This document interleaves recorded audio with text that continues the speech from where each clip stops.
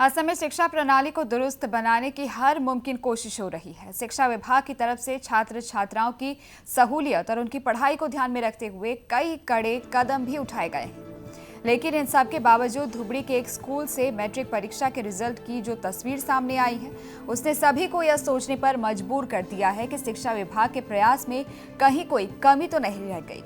धुबरी के विद्यापाड़ा girls higher secondary school से इस बार मैट्रिक की परीक्षा में 70 छात्राएं शामिल हुई थी।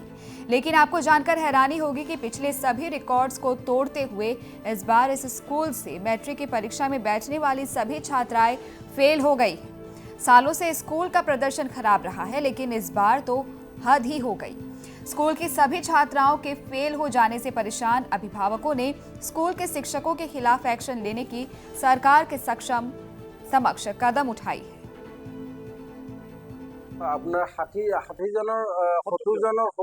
ফেল কৰিছে। এইটো বৰ আচৰিত কথা। আজি 60 বছৰ হ'ল এইটো স্কুল স্থাপন হোৱা।